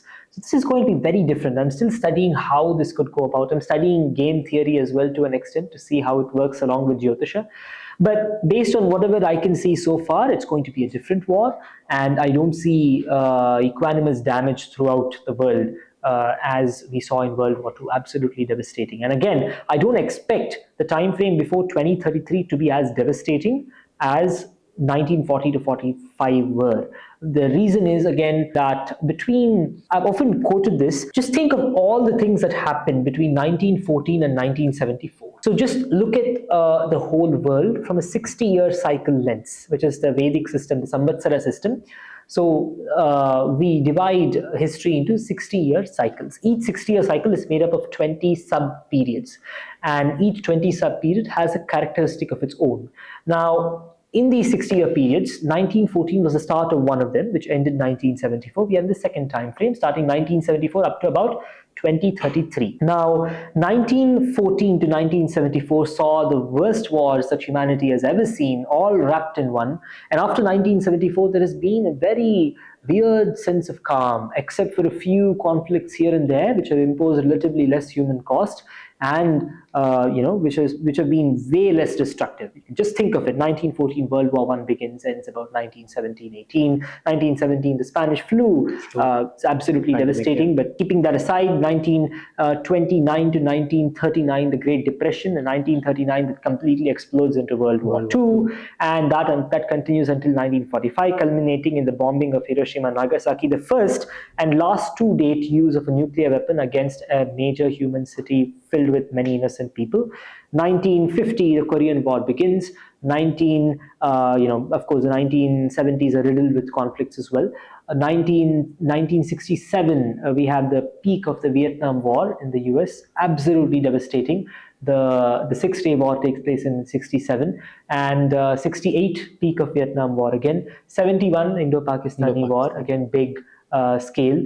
73, Yom Kippur War, starting 74, a weird calm. The 80s, nothing much that is progress, technological From progress. 90s, we see some development, 90s goes into the development. 2000s and extends as well. Yeah. And now we are seeing some shakiness as well towards the end of the Exactly. So now this phase continues until 2033. I would personally be very, very surprised if there is a massive conflict to the scale of anything what we saw between 14 and 74. After 33, when this protective period, again, I don't have my assumption here is baseless to a large extent. It just has this one anecdotal thing. Other than that, there's not much that's protecting us. I assume and I really hope that we don't see anything before 2033 in that. Cool. So 29 something brews, 33 that karmic period ends. So post 33, there is nothing major that you're seeing as an outflow at this point in time basis data that is available. Post 33, there is an absolute risk. Okay. Post 33. Before that, it's more fragmented, By the time and big things will happen, of course, but more significant. Post 33, definitely. Across the world. So that then Yes. brings me to another topic of conversation, the role of America in all of these wanting to try and become the big daddy or the superpower for a very, very long time. They lost that status post the 80s, 90s, etc. with technology and advancements of other countries coming up, spring China on one side, India on one side. Now they are trying to play that big hand to try and stray calamities as a reason to try and take an upper hand.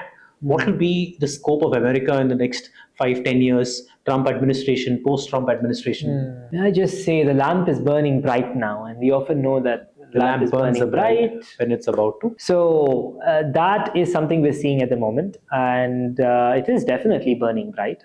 We can't negate that fact, of course. The market capitalization of US companies is absolutely ballooned into something that is just difficult to comprehend. You see Nvidia with a 5.2 to 5.7 trillion market cap, which is larger than most countries, larger than our entire country's economy put together, just that one company. So it's burning really bright at this point of time. I wouldn't say it's going to dramatically collapse anytime very soon, but after 2033, as US dominance reduces geopolitically, because the world economy is still very much tied to locations, to land resources. It's not completely digital. The entire digital infrastructure, as you very well know, is completely dependent on these resources, on land, on geopolitical situations. So I expect this to change for sure. And during these few years, it's going to exercise an absolute power play. And it's good not to be sort of delusion that we are capable of defying the US at this point of time. It would be a very silly decision to make. So I think the government is actively making sure that they're playing both sides very well. Safe, yeah, correct. Yeah, that's very important, because when it's burning bright, you just can't fly into it like a moth. Correct. I do believe very, very diplomatically handled situation from India. In fact, the Strait of Hormuz situation as well has been very diplomatically handled, which is noteworthy. Role of China, it's growing in nature, stature, wants to take control, but never been. So China has also had these very strange cycles.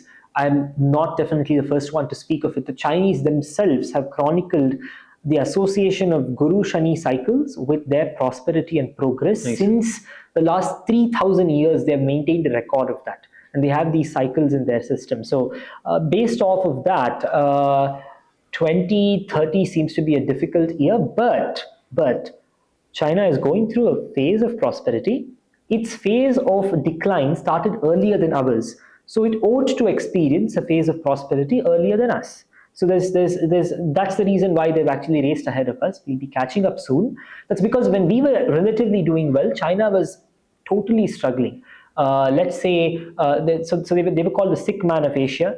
And not just that, the 60s were absolutely devastating. Upwards of 10 million people died here. We were relatively better, recovering from famines, very conservative policies, socialist welfare society, but not ravaging communist methodologies. Regrettable, but still we were doing better than China. The Yellow River, the flood was devastating. The famines, the Great Famine. If you read of that, it's absolutely crazy. Whenever there is social instability in China, upwards of 5-6 million people die. It's a common thing. It's common parlance, because something about the society is so unifying that whenever there is distress, it absolutely shatters into pieces. In our country, we have dissent here and there, north, south, east, west, different cultures, societies and everything. So we don't basically run into a forest fire as they do. So yes, China definitely needs to be careful, the whole Sinosphere around 2030, but I don't expect them to decline dramatically for us to rise nothing of. There have been periods of time in history when India and China were both doing well relatively, say representing 30 and 20% of the global economy. But we can rise on our own, and we may not rise because they are falling, but we can rise on our own. And that's a better way of looking at it. True. Very interesting, might be a tricky question. Which world leader today possesses a very dangerous chart, and which one holds the maximum promise? So Trump's chart actually jump scared me the first time I was looking at it. It was absolutely crazy. The person probably clinically insane in many ways, unfortunately. And because, I thought I am having some sort of a bias, but then I gave this chart to some of my friends and students who were at the time unaware of his chart, that it is his. And I asked them to look into it. And they said, does this person have a bipolar disorder or something? Definitely it is scary, and at the same time also kind of hilarious to see his moves every day. And I expect this only to increase. So at the moment, people with the kind of disorder he has, I'm not a psychologist or a psychiatrist to understand what it is, but they do feel they're at the top of their game, top of the world, and that feeling allows them to basically play the game really well. And being able to play the game really well with total confidence and absolutely zero fear of negative consequences, if played well and if luck is on your side, results in reaching the top position of anything or the bottom position of anything, depending on your luck. He's been on the right side of luck. With his kind of mindset, of course, he's reached a very powerful position. And the problem is, this will run out eventually, making very large bets. Basically every single decision he's making is like a gambling bet, and they've been paying off well so far, but very soon 2027, 28 is not really good for a US social situation. And when the US basically eventually gets fed up with him, they will bank left.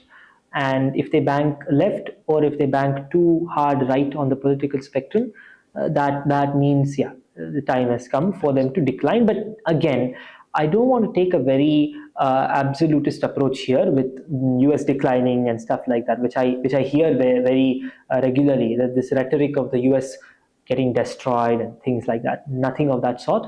It has accumulated civilizational strength. There is a massive advantage that its population has been able to acquire over the last many centuries. And there is also, people do not talk of this often, but there's a population genetic advantage as well, which they have accumulated. We are basically far lagging behind. So I do not expect an outlandish situation. They'll do well for the next 200 years easily. Cool. That's on the dangerous side on the chart. Who holds the maximum promise? Which world leader holds the Maximum promise. Well, I'm clearly biased here. I haven't seen many charts of that sort, but I just say our prime minister holds a lot of positive, because his decision making and his horoscope and everything do align really well. I'm yet to see a few other leaders. Of course, China's leader has a relatively good chart as well. I'm yet to see any other leaders, Jataka specifically, in this regard. But it's good news for a lot of us that the chart of our being led in the right direction. Prime Minister is just fantastic. Yes, it is. We wish him. And again, with his chart as well, I don't have a clear idea of it at the moment. But when I do, I will let you know. Interesting. Thank you for the double-edged sword question. But I'm going to let you relax a little bit now and ask you some really Gen Z kind of fast-paced rapid-fire question. Cool. So relax. Rapid-fire question means I get an answer faster than I throw the question at you. Okay, right? Sure. Before which, I want to spend 2 minutes with you. I know the world is raging about a prospective Guru Payarchi. That is, what is your 2-minute prediction on that? On which particular planet can watch out for good signs? Okay, so very quickly, Guru is basically moving really fast through the zodiac at the moment from our perspective. Natural speed is the same relative to the sun to a large extent, but from our perspective, it is moving a little faster through the backdrop, which is the zodiac. So this is called the Atichari movement. And when it happens, it's not really good for the world, because the whole logic behind Guru being fast, being negative, is basically that Guru is considered a positive force. Say a very good person, a sadhu, is visiting your house and he basically walks across your house very quickly, walks past your house. It's not really great. We would like the sadhu to move through it slowly. Similarly, when Guru is moving through the zodiac, you would prefer Guru moving slowly and then basically retrograding, going ahead, and that is far more beneficial. The world is more sane when that's happening. Now it's accelerated, so the world progressively gets insane. This started in 2025, this rapid movement. So until about 2033, this is going on. So you will see everything becoming more and more insane. Insane will become the new normal.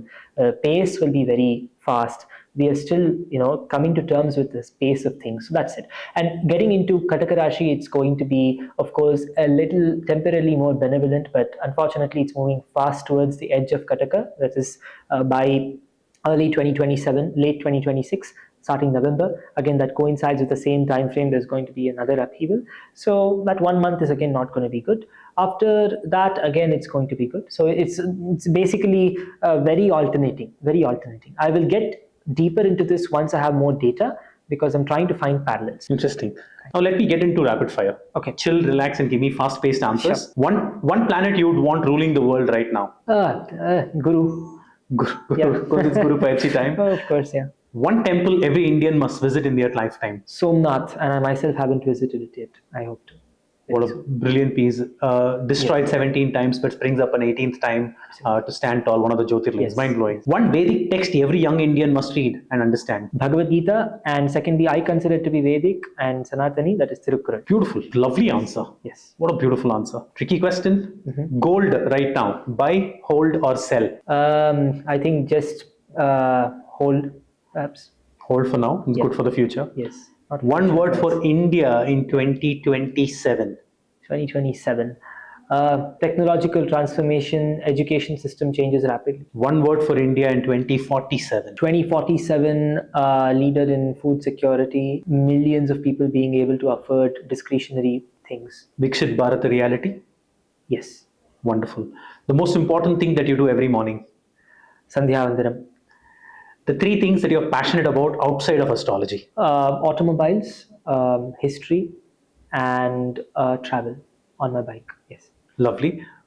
How do you actually switch off? I listen to music, and especially Hans Zimmer and Rishabh Rikiram Sharma ji. Beautiful. Two complete diverse perspectives, etc. But very interesting way to switch off, which is music. Have you watched any series full-fledged before? Any favorites of yours? The Lord of the Rings. Okay. Not exactly a series, but those 3 movies, the trilogy I keep watching regularly. So yes. Okay. Cross languages, movie picks. Top Movie 3 picks. movie picks. Nice. I'd definitely say The Lord of the Rings. It was introduced to me by a good friend of mine, and I think I underestimated it, but it's an absolute masterpiece. Every time you can derive a new meaning out of it. And then I would perhaps say I recently watched The Summit of the Gods. Very good. It's French, but it's really good.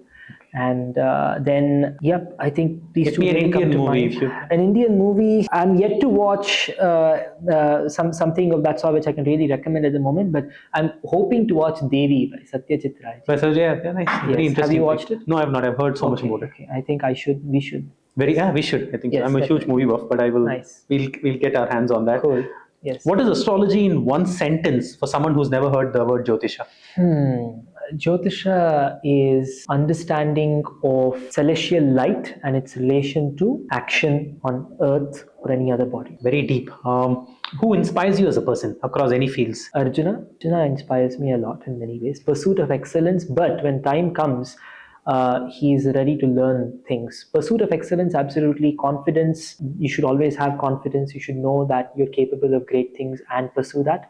But at the same time, when the time comes and you're befuddled by situations around you, you should be humble enough to seek guidance. So that's my inspiration. Yeah. Very unique, very beautiful pick. Are we entering an era of spiritual awakening? Yes, of course. A lot of spiritual progress, yes. But the human mind is a human mind. At the end of the day, there's going to be a lot of material progress as well. Yeah. Is manifestation real or just another trend? It is real. In my humble opinion, with a prayer, it's much better. The prayer is much better. Lovely. And delusional manifestation, well, it's okay, but there should be something to check that as well. Otherwise, it can lead to disappointments of a humongous scale. Yeah. Last but fun one. One food, if you have to have for the rest of your life, what will that be? Okay, that's I think a millet upma, perhaps. Yeah, a palav from millet. Millet upma. It is. And what's the millet? Foxtail. That's really nice. Yes. Tamil la enna per adukku? Upma nu sonnale porum adukapra. Okay. But very interesting perspective. We're ending with upma. We never had an astrological conversation ending with upma before, but this is something crazy. Wonderful. Yeah. Nice questions. Abhigya ji, so what started out as a very, very serious, intriguing conversation, you made it flow like a beautiful river. You made it flow like so much amount of depth for any Aam Aadmi to listen to it. Of course, we asked you a lot of in-depth questions about the war and the global situations, but we spoke about a lot more things for today's generation. It could be karma, it could be Sanatana Dharma explanation still is top of notch for me. It's just mind-blowing. Also the temple rituals, also the devotee experience, also following Bhagavad Gita and so on and so forth. Knowing you as a person amidst all of these things has been really fascinating. Not just trying to predict things out of you. So thank you for allowing us to get into the space to ask you anything to try and probe that. Thank you so much. Wonderful questions again. And I'd say if you ask some of these philosophical questions to an expert in Vedanta, I think you should definitely do that next. You'd be mind blown, because I look up to them with awe, because if you find the right person who's really gone through Vedanta really well and also practices some aspects of it, that's the best. My answers are very surface level and something just from my personal experience and from the Shastras. Similarly, I'm also very much an Aam Aadmi that way, because if two people here in front of me were speaking about advanced, say, physics, I just look in awe, half the thing going above my head. So, I think we should bring in more experts who are experts in Sanatana Dharma and in Vedanta and physics and probably other subjects. I'd love to hear those conversations. That will be a nice interconnected one, but it's just your humility that talks about you being in awe about something. We are regular human beings. I can't even predict what my wife is going to make for lunch tomorrow. You're predicting how the world is going to change tomorrow. There's a world of difference, how we see you and what you are to us. So thank you. To be very fair, even I don't know what I'm going to have for lunch or dinner on any given day, or whether even I'll have lunch or dinner. That at least is in your hands. You can predict it much better. Mine is in somebody else's hands. Okay. But I should only thank you for this very in-depth conversation. It's been fabulous. Astrology is a thing that we cannot resist. It's not a thing that we cannot ignore. And Sanatana Dharma is not something that is out of religion. It's actually a set of duties that we need to follow. All of this and much more in this beautiful first of its kind Oh My God talk series with the incredible Abhigya Anand. We had great pride and pleasure from the team at Oh My God presenting you this one. I hope you have a good time listening in, feed in your questions as well, and we'll do multiple such things. He's a treasure to take unearth lot many things from inside. So thank you so much for joining. Thank you again, Ji. Thank you all for listening to me. Jai Shri Krishna.